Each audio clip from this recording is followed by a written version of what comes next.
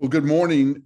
Thank you all for joining us for this now fifth in the series of the Resilience Innovation Investor Forum. I'm so pumped to have a good friend join us, and we'll introduce him in a little bit. He, as I jokingly said to him, it's great to have him. He's out in the intergalactic world today, but Raghuveer, it's great to have you.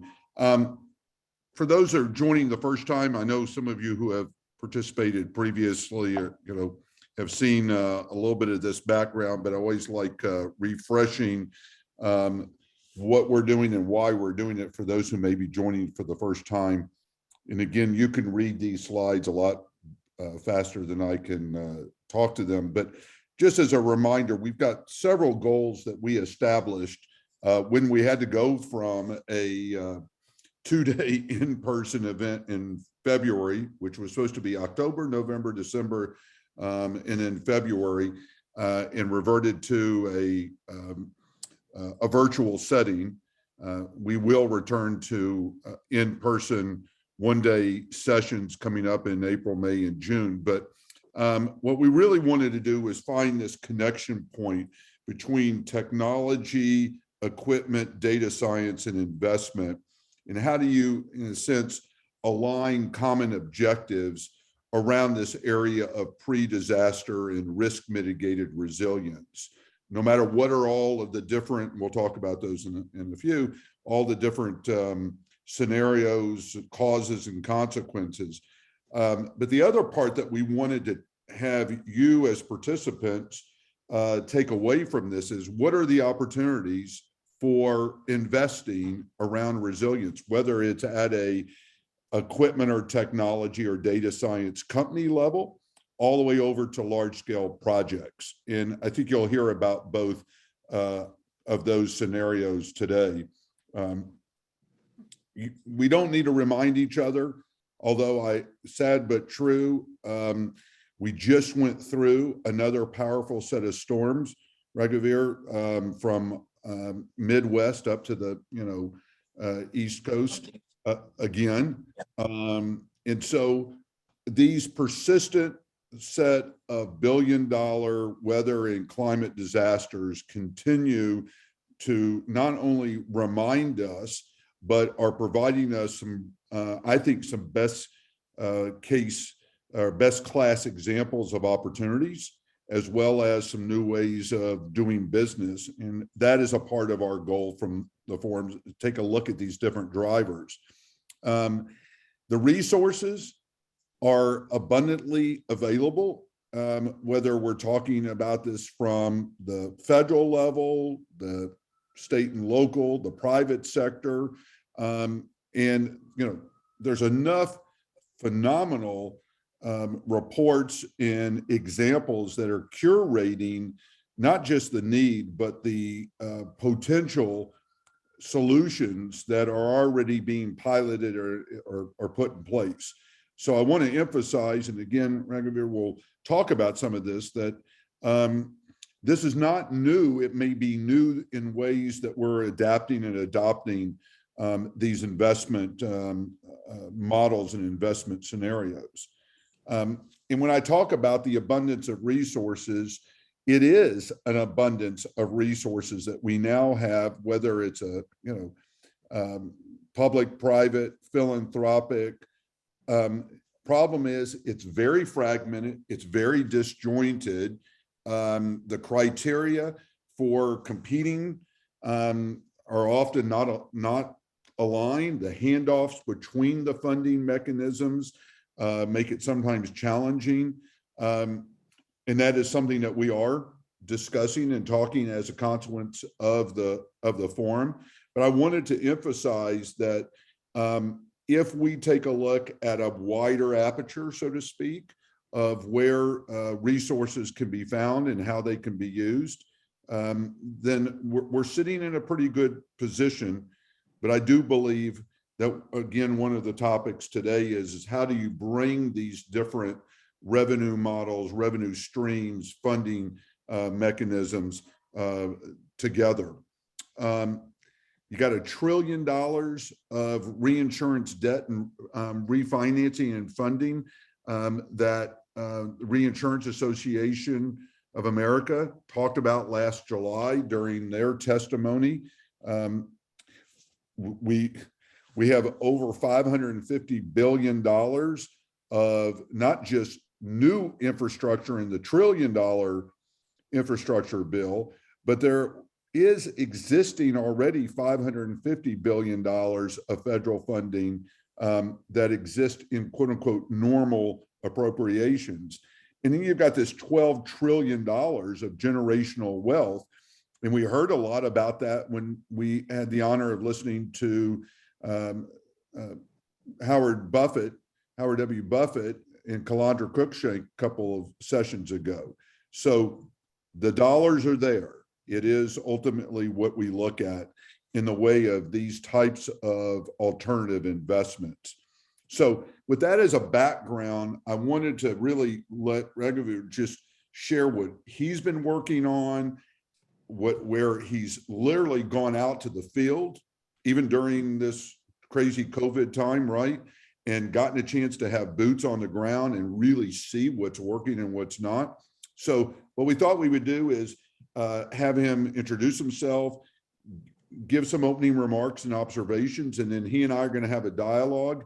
And as I've suggested, if you'll put your questions or thoughts into the chat box, then we'll have a good dialogue before we wrap up on some next ideas. So, sir, it's so great to have you here. And I know that we're looking forward to having you come down to Houston and spend some time, in person, but thank you for joining us.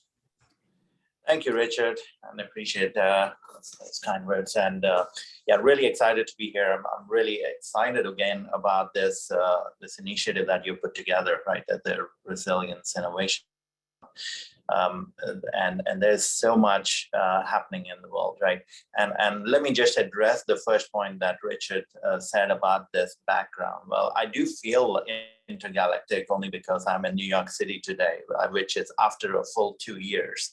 So my background is actually very bright, but outside is all the financial districts. So I'm really excited to be back in the city with it, having some conversations here also in the city.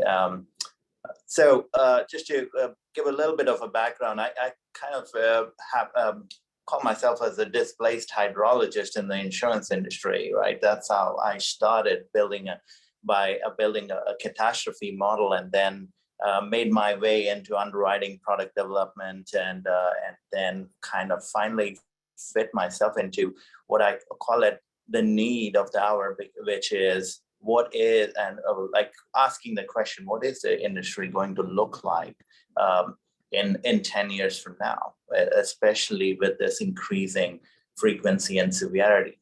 So the current role that I have is really, and the title itself is on climate resilience and solutions. But the way I look at this role, which was I'm really grateful for our management, because they gave me a role to kind of be a sonar scanner, right? Just to get the signals of what is out there in this world of public entities, and how are we going to change this? Because ultimately, if we do not collaborate with them and we do not educate what the real risk is or what will it be, which I'm sure all the IPCC reports and other papers are definitely doing a tremendous job. But at the same time, I think the insurance industry has a crucial role to play in terms of communicating that risk. So that's kind of my role, just to understand the market and what better to address climate resiliency other than just talking to the people who are the local managers who are really facing this on a day-to-day basis, right? Because they're seeing the changes, and so just to set the stage for today's conversation, I just thought I'll put some highlights here in terms of some numbers, but also, as I already mentioned, in a changing climate. Every part of the world is experiencing extreme weather, while many regions across the world are experiencing increased frequency and severity in these catastrophe events.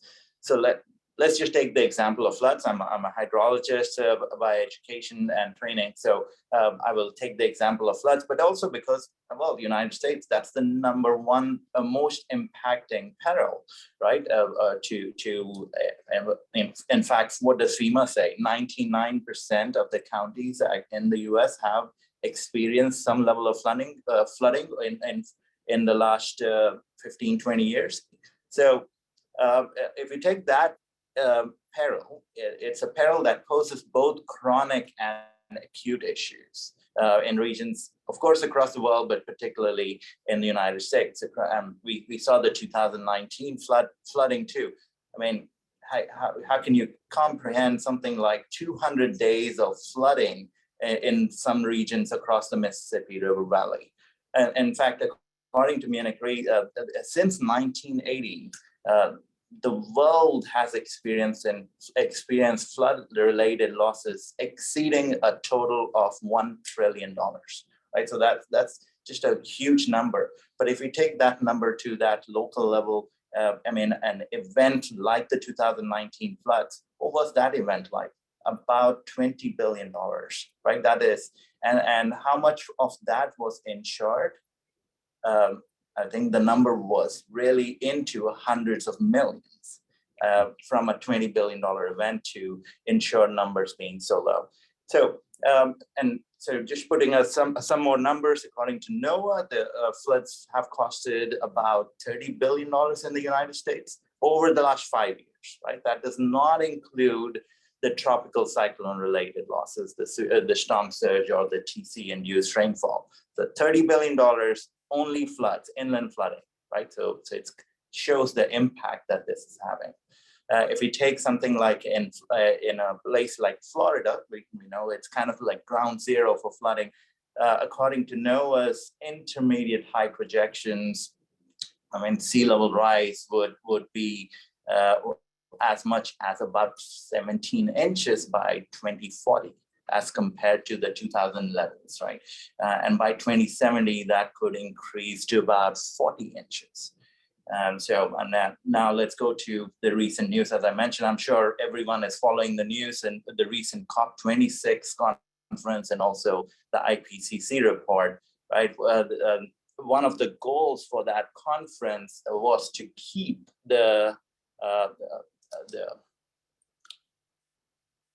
basically the targets set by the Paris Agreement, right? In terms of the limit the warming to about 1.5 degrees Celsius. While the current policies would lead us to about 2.7 degrees Celsius by 2100. Well, let's not even worry about 2.7. Let me tell you that just the 1.5 degrees will make us see impacts that would be very severe, whether it is sea level rise, extreme precipitation, droughts. These are all going to be extremes that we'll be seeing. And let's take the IPCC report. Well, it has clearly said that the climate breakdown is accelerating rapidly. Many of the impacts will be more severe, in fact, than the predicted. And there is only a narrow chance left to avoiding the worst ravages, right? So in a way, so connecting that to my role, I think what a lot of us here in the audience also, what we are looking into is the next 30 years. So all the greenhouse gas emissions, or even if we are starting to think about mitigation, if we do that, it will only impact 30 plus years of the climate. But the next 30 years are just going to be something that we will have to face it. We will have to adapt to it. So it's really, really important to understand that and say that, well, of course, it's very clear that the past is no longer representative of the future when it comes to disasters. It's we need to be very clear about that, because I think that will be crucial in terms in thinking about upgrading our infrastructure once we have that clear, I think. Now, let me give you, in terms of the global infrastructure investment, a number that really will hopefully resonate with all of you. The OECD estimates that the global infrastructure investment needs are set at up to $95 trillion by 2030, right? What does that mean just on an annual basis? That's about $6 trillion, right? And so imagine the amount of need out there. Now we all know that every dollar that we invest in risk mitigation and adaptation, of course, could yield up to 4 to 6 based on different estimates. But so really, we have to think about resilience in a very practical way here as we think about climate adaptation. So now, one thing that was very clear also from the COP26 conference was the interest from the financial sector to tackle some of these climate risks. As one of the analysts actually from Bank of America, he actually put it, and I quote, "Climate action can be done, but everyone needs to chip in. It will be governments, it will be central banks, it'll be capital markets, it'll be the ESG, private sectors, and consumers. Everyone has a role there." So now let's take that to the local level. So what does that mean? So I would here highlight a recent Nature publication, literally over the last 1 week. It is on climate. It's Nature is a very well-known journal, and the title of this paper is "Climate Change Will Increase Local Government Fiscal Stress in the United States." Now, it's an important paper, 3 pages, not a long read. Highly recommend to read it. What does that paper say? There is currently limited understanding of how climate change may negatively alter the fiscal condition of the local governments, right? And so the paper it points out one again, bringing a number here. According to the Government Accountability Office, over the next 50 years, the state and the local governments in the US will face a fiscal gap of approximately 3.6% of the GDP. I mean, these are really, really staggering numbers, right? So the situation is going to get dire, right? In some cases, it already is. But then let's take this as a challenge, right? Where there is a problem, there's always an opportunity. So we definitely have an opportunity here. So connecting back to a little bit of the focus that I have and what MunichRe is looking into. I think there's 3 words that are constantly in my mind every single day. And that is protection gap, is affordability, and there is rate adequacy. And I'll tell you how these are connected. To address the protection gap, the only way to address that would be to make sure that we have a good an insurance products which are affordable, right? And then there is also the rate adequacy, because the insurance industry cannot provide a product unless it's rate adequate, right? So these all have to work in. It's a nexus. One thing breaks, I think we will see that things will fall apart. And we all know that if the protection gap is higher in a community or a region, then we are going to see the resilience of those communities get impacted. So I'll stop there, Richard, and maybe let's go with some questions that you have, or even the audience, please. Well, you covered a wide range of items here, and I want to kind of begin to go backwards on how you presented them. I want to talk about the protection gap, right, which has really become tied to what you mentioned, and that is significant billion-dollar loss claims and not as many people covered, right? So we have a protection gap there. We have an affordability gap, right? But what we also have is that, to some degree, we have to recognize and accept the consequences that we have kicked the can so far down the road about maintaining our infrastructure. True. But we also have allowed just the maintenance and required services and retrofit of buildings like what we saw in Florida. Okay, so I want to go to something that you and I kind of talked about prior. All right, from equity investments, catastrophe bonds, new kinds of products, which I'd like to hear from you on, large scale project developments. How is MunichRe looking at risk? And how are you looking at shared risk as a scenario? Am I making sense on that? Sure. Yeah. Well, so again, if we look at the increasing, as I mentioned already, the increasing frequency and severity, right? So, Right. So let me put it this way, right? As an insurer, reinsurer, when we think about insurance, it's kind of like, well, if we take the basics of it, insurance is one for all for one. Yeah, but insurance is also it works as a feedback loop. So if we have a certain risk, and if especially connecting that to the climate, right? If we have a stable climate, then we can say that there is a certain average annual risk, right, which is the underlying value at risk, and then there is a standard deviation around it depending on how stable the climate is.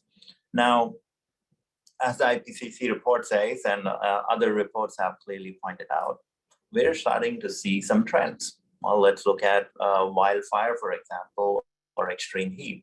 We're seeing some trends in the increasing temperatures or increasing amount of severity events, even including the extreme precipitation events.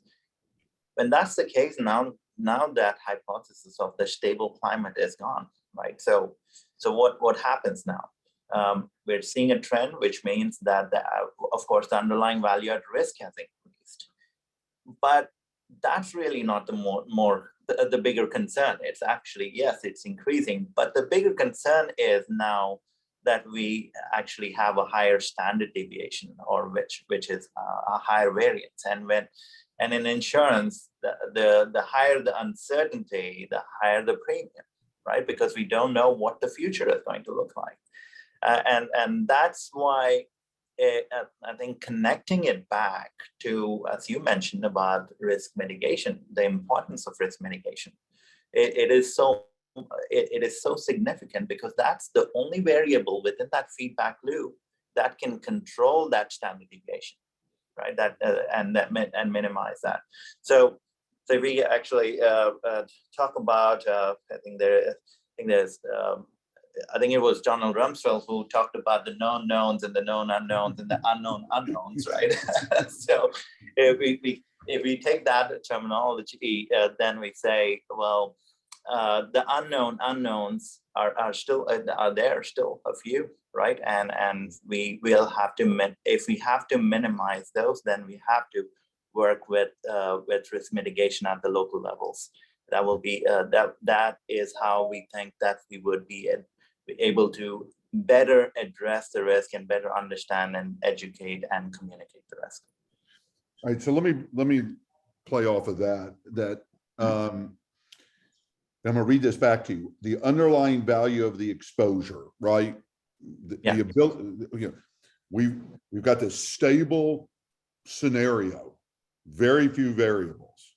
Okay, now I put that statement up against that map from 2017, 18, 19, 20, 21 that NOAA puts out of $1 billion events. And as you and I have talked about, these are not $1 billion events that, every couple of months give a chance for people to take a breather. These are like overlapping, and then you throw COVID on top, right? So I almost want to say throw stability out the door, that the standard deviation is really, we're now dealing, like you just mentioned, with a lot of variables. All right. Yep. So if the one opportunity is to invest in pre-disaster mitigation, right? Ahead of the curve, right? Then that to me really starts talking about incentivizing risk reduction. Yeah. Right. So here's MunichRe, insurance and reinsurance world. Here's local government. Here's the private sector, large facilities, drivers of the economy. All right. What are you seeing emerge in these kinds of partnerships or products that incentivize bringing multiple resources together, including some forms of incentives or some form of offsets? What are some of the models that you're seeing and some of the ones that y'all are even participating in? Sure. Yeah, no, I think that's a good question. And I would probably connect it to your earlier slide where you did mention a resource about the community-based catastrophe insurance. And let me tie that into there. Now, there is that insurance part. I will kind of take the insurance out and I'll just put that as a community-based catastrophe program, right? So let's put that so that we don't only have to focus on insurance. And I have to say, I'll tell you why we have to focus on a program. I think we have to come out of the silos. That is what we are seeing at MunichRe, is like we need to come out of the silos of the thinking about risk mitigation and risk transfer differently. These are so well connected, again, as part of that feedback loop, that we have to bring those decision making together. And that's where we are seeing a lot of, we see a huge opportunity to address that protection gap, address that affordability, and including taking care of the rate adequacy, if we think of this as a combined effort in terms of the decision making for risk transfer and risk mitigation. So a community-based approach, how does this work, right? So, and that is what we are seeing a lot in places, especially like California, but other states as well. The local communities know better what their risk is, and risk mitigation is not a one-size-fits-all. So we need to bring that decision again to the local level, and at the same time bring that awareness that what can that risk mitigation do in terms of that risk transfer. But let's start with risk mitigation. I think that's a thing that we as MunichRe, we would like to see is for a long-term sustainable products in terms of insurance. We have to address that, as I mentioned, the standard deviation. So we have to address risk mitigation. So what we are seeing is bringing that awareness at the community level to focus on risk mitigation, and then taking the step of evaluating the benefit cost analysis, right? For what does that mean now to their insurance? So here I will. So let me respond to that, because I think that this is a part of where 2022, this domino is really finally beginning to fall off of what you just said. All right, is how are communities using their resources, using their convening power to reduce the variables, right? So if we talk about flood, what are we doing to actually collectively reduce the potential of, large scale floods? And to me, that I hate to use this word over and over again, or a combination of words, but it's kind of a mixture of incentives and offsets.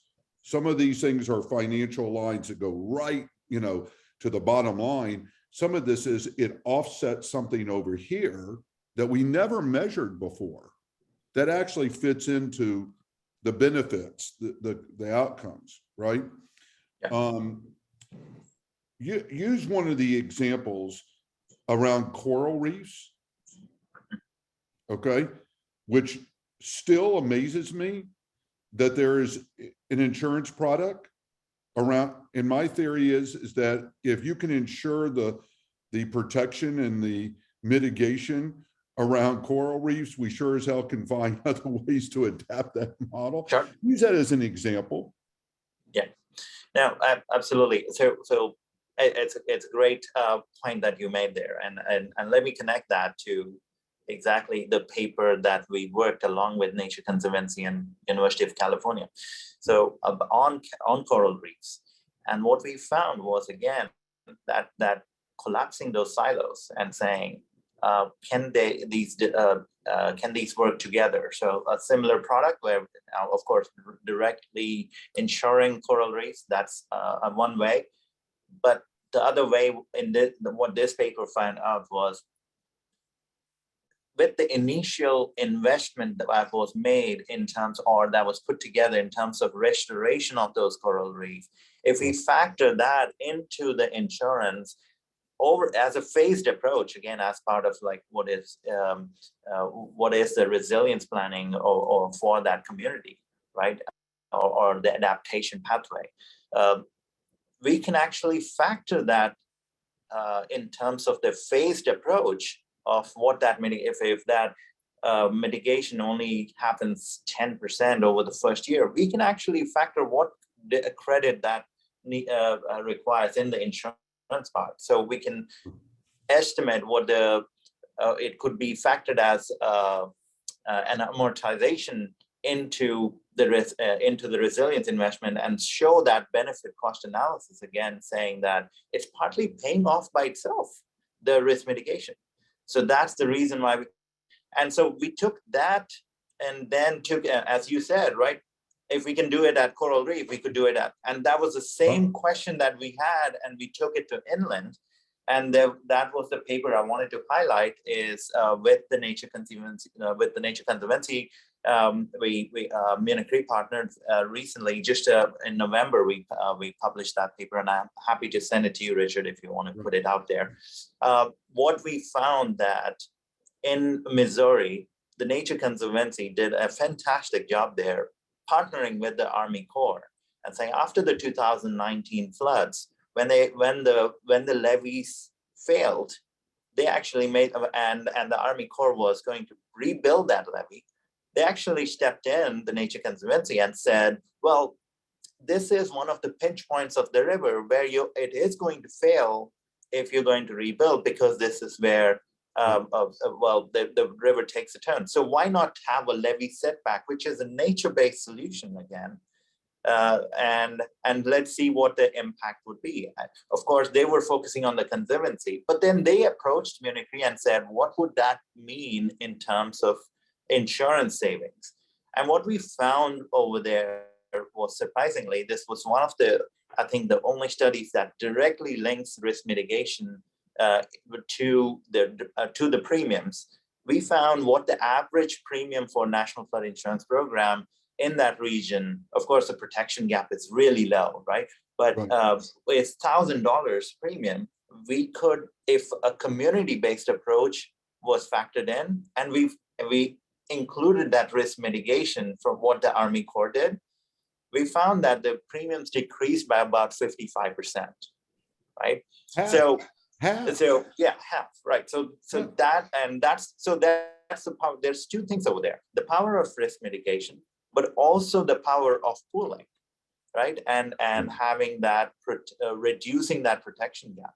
And this was, again, a full limit policy that we kind of evaluated. Right. But in those places, it could be as if we can find better solutions in terms of product coverage, there could be even better solutions, which could be very much addressing the affordability.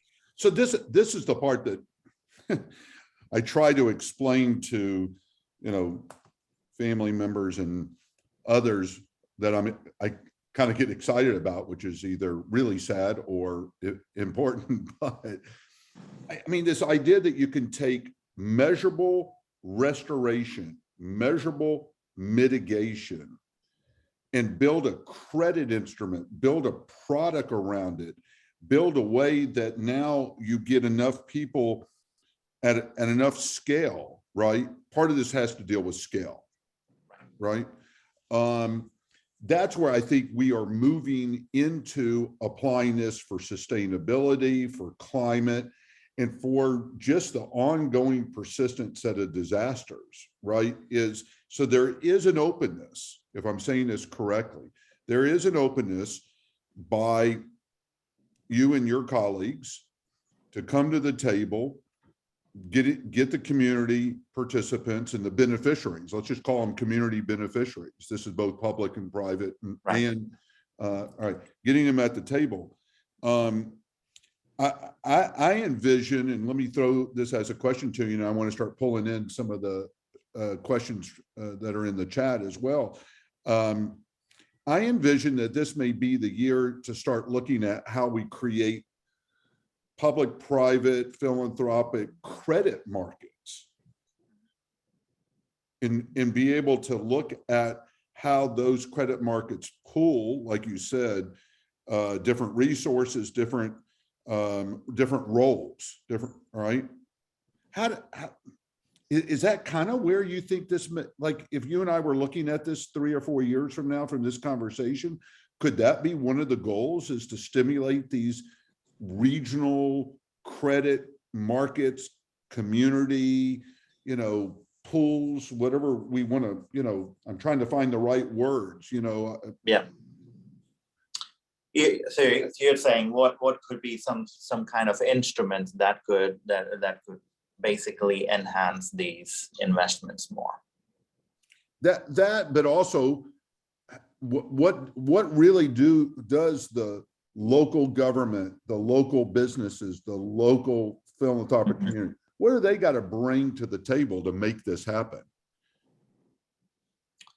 Yeah, well, I think it's definitely it's a great question, and I don't know if I have the 100% answer to it, but so let me point out what I can, and I'm happy to take any suggestions from the audience too, if there is any. So please do.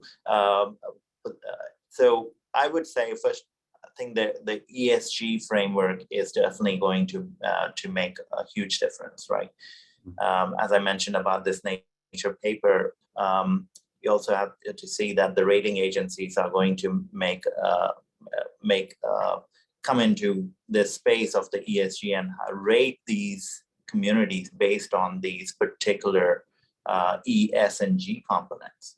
So when it comes to these philanthropic, the foundations, or whether we can also take the local corporates, I think there could be a better decision making once those ratings of those ESG components come in. Right. And they can divert their investments, their philanthropic investments or the ESG investments. And this is where I feel there could be a connection where ESG meets resilience, right? Where it could be focused efforts. That would be my short answer, but I'm happy to take it. But I think you're on to something. It's the reason why one of our next roundtables in the series is with Fitch Ratings, right? Yeah. Is because the ratings are, I keep on also saying that this is two sides, same coin, or whatever you want to call it, the carrot and the stick, right? There's a lot of actors who can bring both carrot and stick. We know the stick. Right. We definitely know the stick. Okay, it's regulatory, it's financial, it's premiums, whatever, right? And we know the stick is there. Now, yeah. I think what you and I and others are really looking at, trying to discover, is what do the carrots look like, right? How do we put the carrots together? I want to play off of a question because there's two of them that have, David Baxter, who's been very, very active in the World Public-Private Partnership organization, right? Because words matter, right? We've talked a lot about climate. We've talked about resilience. We throw sustainability around. Has the insurance sector, has MunichRe, have y'all come to some common definition of what sustainability is, if there is a way, or is it all very much scenario or geography? What's your sense of how these definitions are beginning to get a little bit more formed? That's a very interesting and tricky question. So I told you that I would answer, that I would throw a lot of the fun questions, but I mean, and again, this is not to pin you or MunichRe down. I think it's a part of what we're all discovering is that we use these words a lot, right? And there's got to be some dynamic on how we use them. It could be scenario based, it could be geography based, whatever. But what do you sense in your discovery as you travel? Yeah. So let me address it from a sustainability and from an insurance standpoint, and I'll give you my opinion on here. From a wildfire perspective, we know that the situation in California, for example, is getting worse with the wildfires. And there was a study which pointed out that I think the wildfires of 2017 and 18 wiped off the insurance industry profits from the last 25 years or so. So it shows the scale of the impact. Now, and that's kind of how my journey towards resilience started, because I was in a unit where we were developing flood insurance products, right? And then as we talked about a flood as a peril, right, we were like, okay, we want to provide some better solutions, more affordable solutions, more tailored solutions to homeowners. But at the same time, when we questioned about, of course, looking at the infrastructure, looking at the risk mitigation, I mean, a lot of these levees and dikes and dams which are in place, are they still at the same level of protection or not? Mm-hmm. Then, as we started questioning those, we were like, well, are we offering a product which we can kind of say that this is something that we can offer for a long term, right? Of course, as I mentioned earlier, the rate adequacy is something that we always have to think about. And so from a sustainable insurance standpoint, this is where we feel, again, connecting back to the wildfire, so don't want to digress there, is if we want to address that wildfire situation, we'll have to then start working in where there is a skin in the game for everyone, as I mentioned earlier, right? Yeah. So, and once we do that, what's the local level risk mitigation from a vegetation standpoint, from a building code standpoint? Once we address those, and whether it's nature-based buffer solutions, then I think there could be that sustainability in terms of, well, of course, from an insurance standpoint, but from other aspects as well. I think that's where I would put it, because this is not, it's not a one size fits all, right, as I said earlier, but we have to think about bringing all these decisions making together so that we can have like these, as I pointed out earlier, the affordable and rate adequate solutions in the long term. But you just raised a couple of, as you always do, you raised a couple of great points. Let me kind of put a thread through it. Okay. I love my friends that are engineers. We have a number of engineers that are listening in. Okay. Yeah. I don't want people calling me and complaining that I'm complaining. All right. But not everything's going to be solved by concrete and rebar. Yeah. There's places for that. No question asked. Okay. But we now know, I think, where we've got enough, and this is really a question, we have enough best practices using some of the nature-based, like you just said, all right, around wildfire, different types of berms, different type of vegetation, right? So the opportunity, I think, for us to collaborate at a community level with the insurance, with non-insurance, is to really look at how we scale pilots and demonstrations of these practices up to gain confidence within.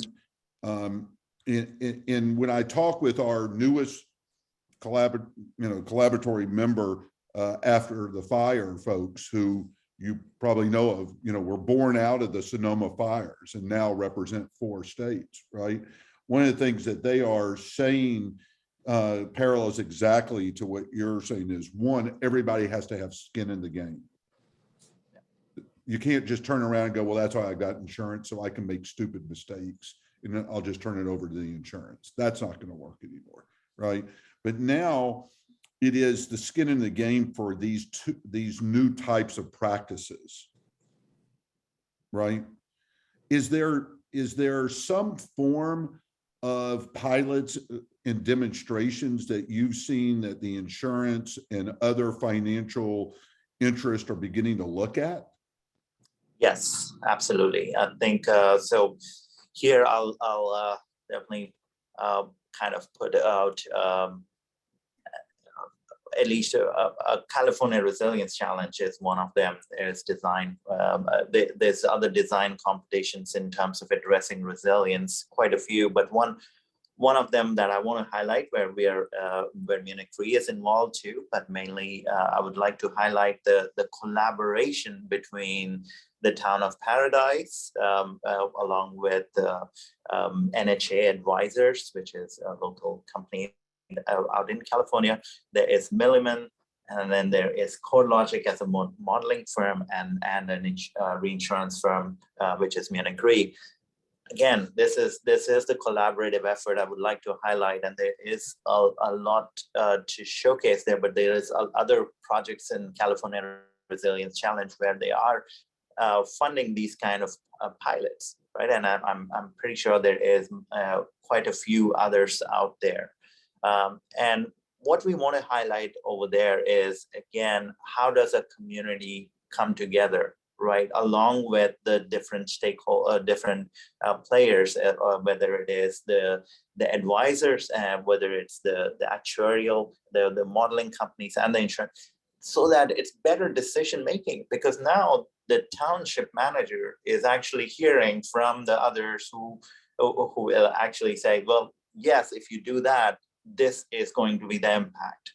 And we actually hear from the town manager and say, well, yes, that's a great approach. What you're doing at a community level in terms of vegetation management, in terms of enforcing the building codes, the defensible space. That, I think, that is definitely the future in terms of the pilots that we have to show. And I'm very confident that once we show some of these pilots, I think the fear, and let me connect back to the earlier question that I posed in the beginning. What is the insurance industry going to look like in 10 years? I think that's what we'll figure it out once we get some of these successful pilots out there. What I sense is already, at least there's an appetite for exploration and discovery. And I think it's not just the insurance, because, and again, I'm not trying to be too provocative, but I think when you've had this amount of trillions of losses, everybody comes to the table with a slightly different perspective that you can't sustain this anymore. You can't, FEMA can't keep on going back to Congress and asking for, re-upping NFIP the more traditional way, right?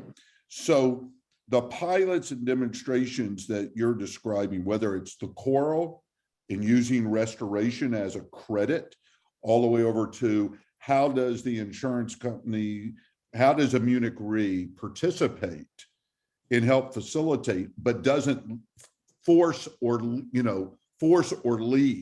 right? I mean, you are leading, but I do think that the model that you're describing is, it is recognition that I believe 2022 starts looking at, these types of models. Okay, so let me got a couple more, quick items, and then I want to begin to wrap up because I know folks are anxious to get back to the other parts of their day. You mentioned, you and I both have talked about the Nature Conservancy. Who knew? Venture fund, Nature Conservancy. Okay, Yes. Who else are you seeing as kind of non-traditional investor types that are looking at? Now, we've talked about projects, and I want to, before we end, talk about products, meaning technologies and equipment. But the Nature Conservancy is doing phenomenal work.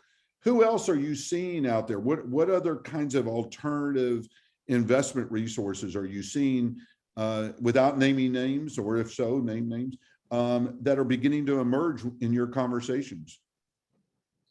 Yeah. So since you mentioned about the engineer friends in the audience, I can tell you that there are the engineering firms that are taking a crucial role here too, right? Of course, they're realizing that as these counties, and there's quite a few examples, whether it is Norfolk in Virginia, or it is Miami-Dade or Broward counties in Florida, all the way to California, many counties there.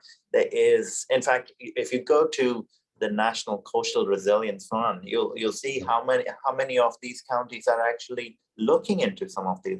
I mean, that's just one source, but there, of course, there's state level funds available too. Yep.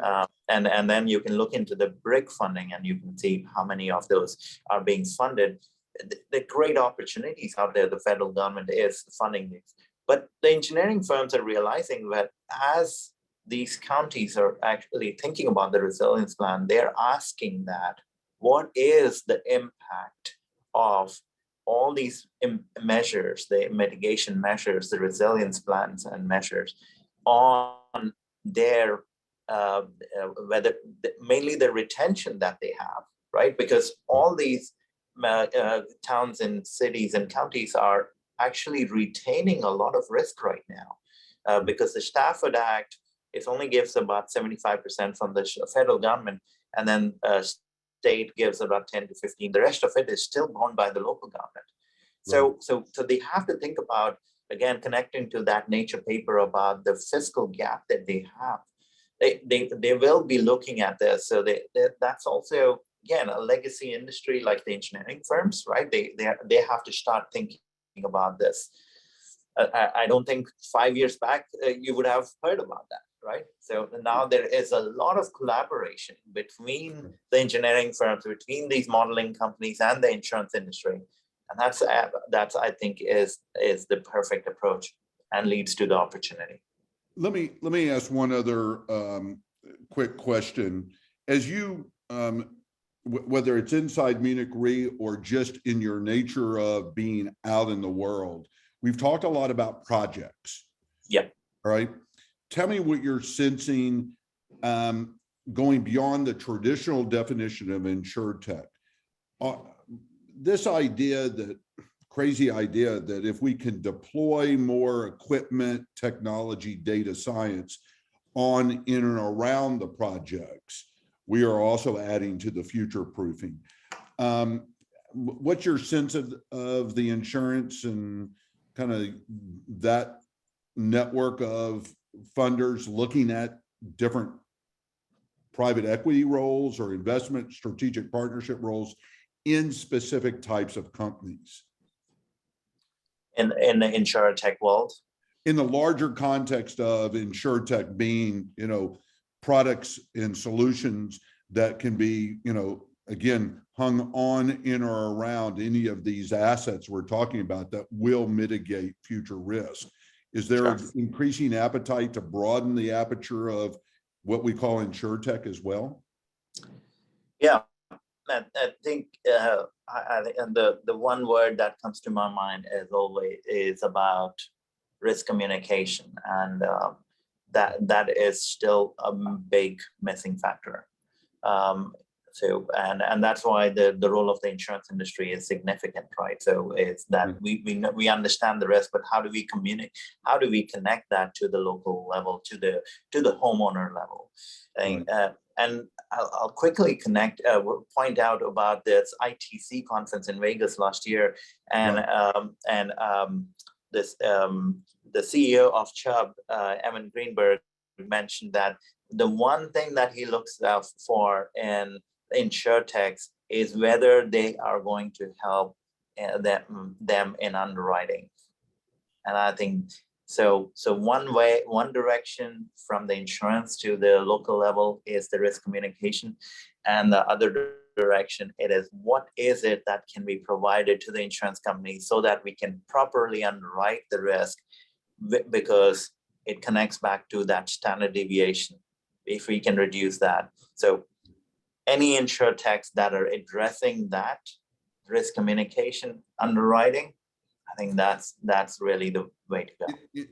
And frankly, this was unrehearsed, but I'm glad that you described it that way, because I think that's what every one of the technologies that we're talking with across the entire hub and collaboratory network have got to be able to pinpoint how they are offsetting future losses, how they're creating an underwriting positive scenario. I think that, and that made me, Raghuveer, something that we probably need to talk about in a future session of how do you define that? How do you, as a technology company seeking to get, interest from the insurance companies, right? Raghuveer, this has been wonderful. I want to roll into beginning to wrap up, but you have been so gracious with your time today and in the past. I know we're looking forward to continuing building the relationship.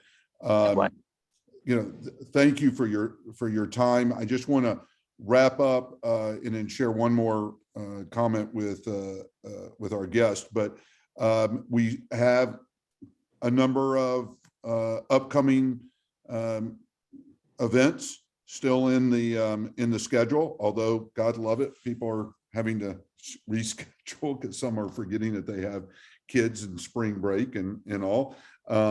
But we've got a number of folks, many of which Raghuveer knows from his ongoing activities.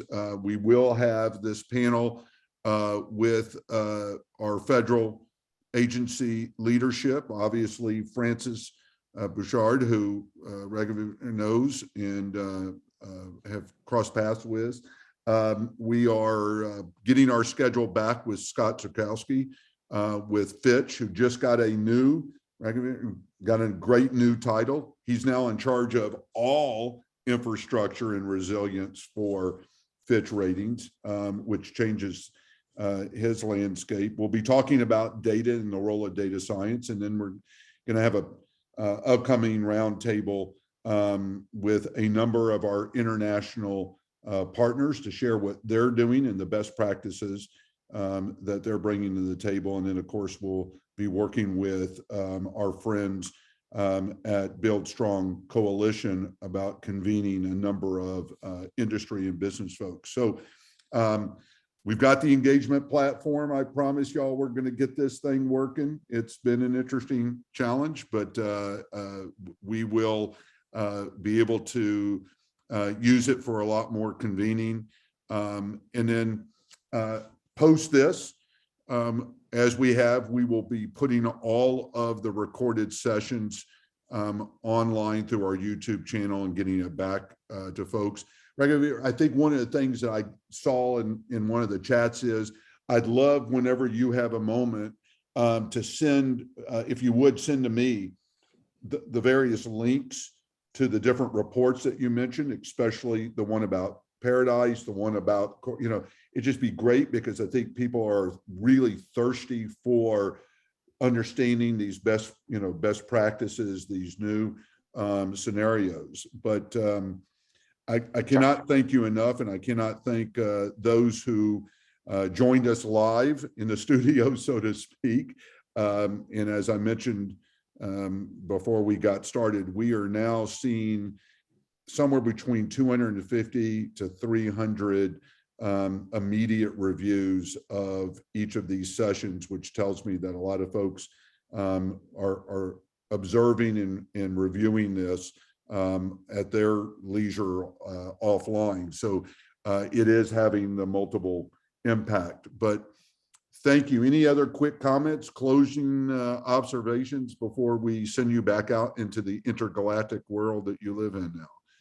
Yeah, Richard, thank you so much. Again, I really appreciate the leadership that you have brought here, because I think this is definitely needed in terms of bringing everyone together to address these solutions that we have. I'm particularly excited. I mean, a lot of amazing events coming up, but I'm really looking forward to Francis speaking next. So, yep. Well, thank you. Thank you. Thank you all. Everybody have a wonderful day. Stay healthy and stay safe. Yep. Thank you so much. Have a good